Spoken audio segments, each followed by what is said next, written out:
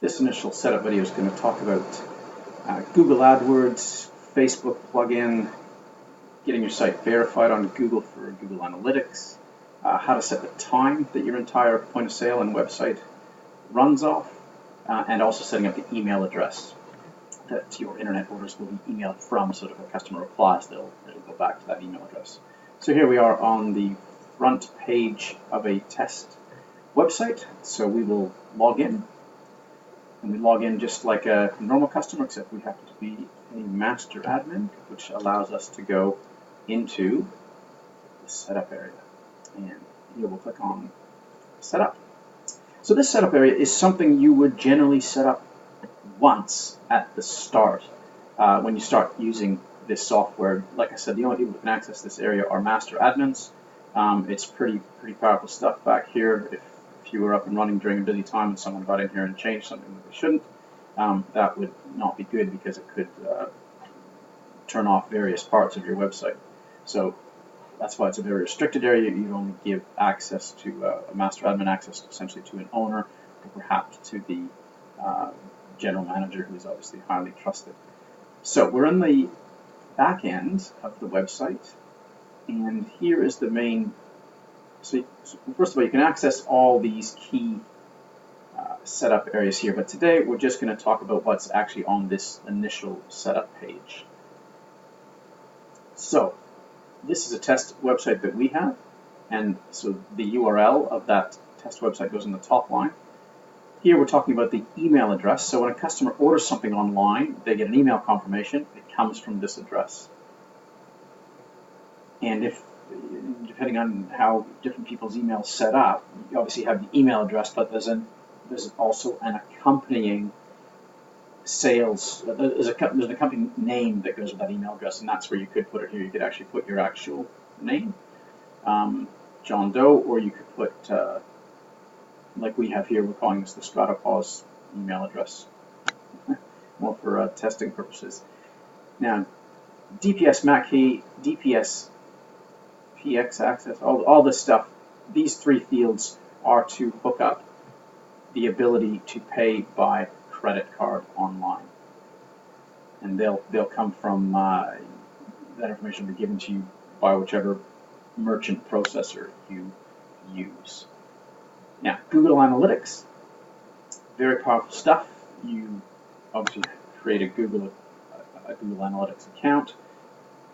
They give you some code, you paste it in here, and that lets you do some very powerful tracking of what's actually happening on the various pages of your e-commerce website. If you've got a Facebook page and you want to show people that are moving around your e-commerce site that you're also on Facebook, and it's obviously a nice way to connect with them, you can paste in the code from the Facebook plugin here. Again, if you need any help with this, just give us a call or an email. Seeing this stuff is only set up once, so it's quite. It might take you 5 or 10 minutes to track it all and figure it all out, but if you need a hand, we can probably do it in about 20 seconds.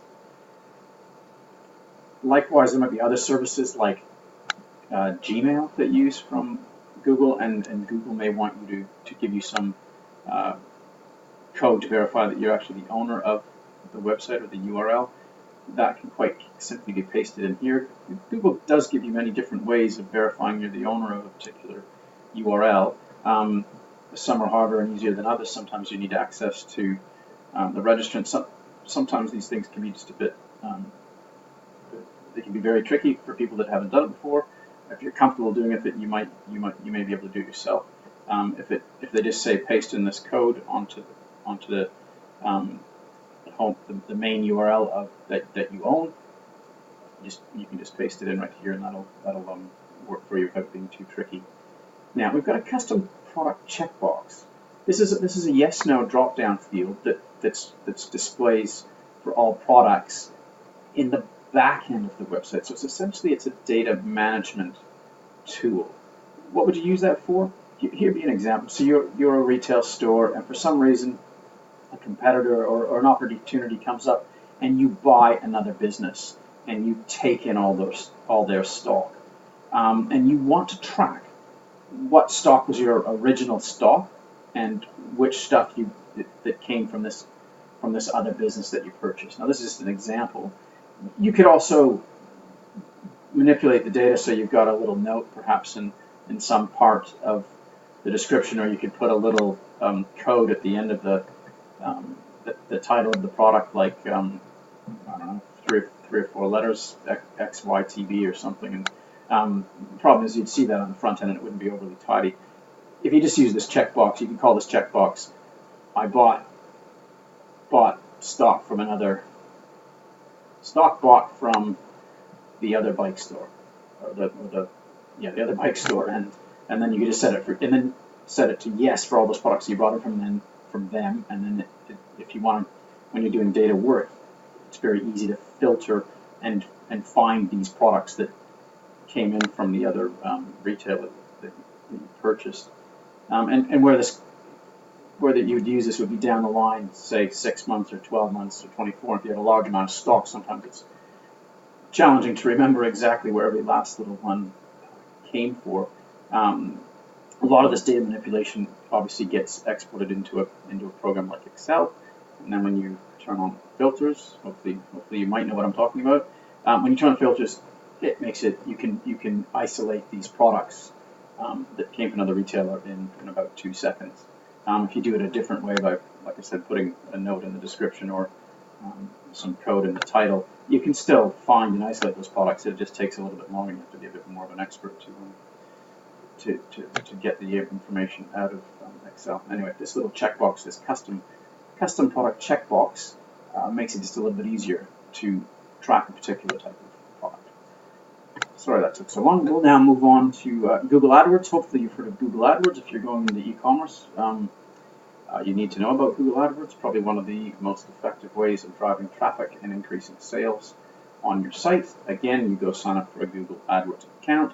They will give you some code. There's numerous ways. That's not quite true. So Google will give you some code. That code needs to go on the checkout page.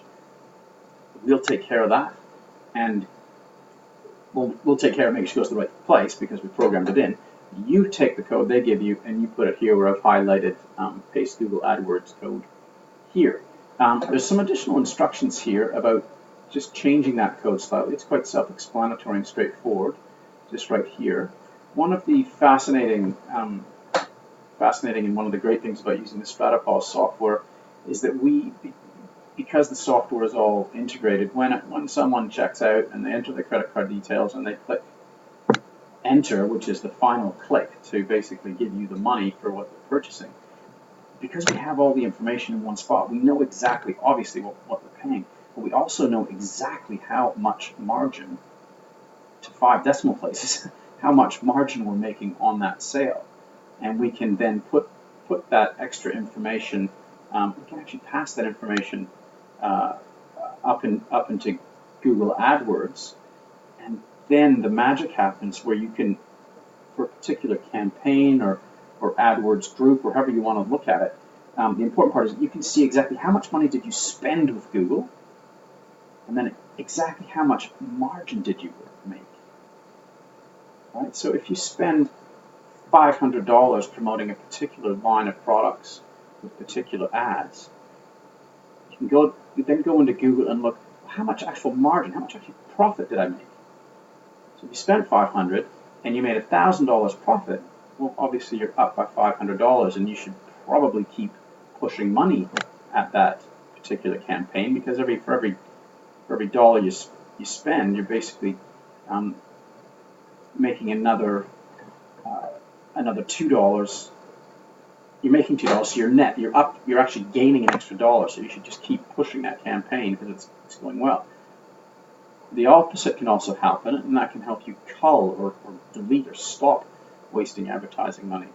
So you spend $500 on Google AdWords, promoting yet another different range or another different type of product, and you only make $300 in margin. So you spent $500 promoting it, but you only made another $300. You're out $200. That's a campaign to either certainly stop it and have a think, and then you either fix it or try some modifications and keep monitoring to get it back actually making money for you, or you delete the campaign and try a different range of products. But a very precise way of measuring and monitoring and actually making sure the money you're spending on marketing is actually making you money. Very few other marketing or advertising initiatives can use the data so effectively. And because Stratopos has that data right at its fingertips at checkout, and it's part of the integrated system, it all works really nicely and really well. Down here at the bottom of this initial this first setup page, there's some we talk about display age and gender, and whether you can search on it, whether it gets displayed on the product pages, whether any of your products use batteries, whether you use barcodes, and sorry, I missed gift wrapping. You may want to use any or all of those. So this is a section where you can turn them off and on. We've got another video about this. Just have a look in our how-to videos, and it's just specifically talking about this bottom area here and how it all works, and it's just a few considerations. Last thing to talk about is the default time zone. Again, you can see this is something you set up once at the start, and then you wouldn't change it unless perhaps you move towns and set up in a new location in a new time zone. Very unlikely, but if you got the software going and it wasn't set the time zone you wanted, you would just change it. If we moved from LA to New York, and then we would just update preferences. So I would just switch the time zone over, and anything I pasted in would now be saved, and it'd all be working there. One quick little note: if you have multiple stores in multiple time zones, so obviously our software, the Stratopos software, can handle multiple stores, and it handles it very, very well and nicely.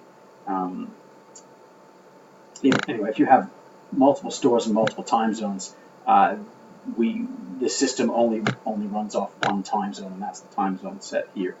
So you just have to take that into account. If a different store was running in a different time zone, they're time stamped. So a lot of transactions get time stamped. All the transactions get time stamped. Sales and emails being sent. So that timestamp would always be at this reference time here.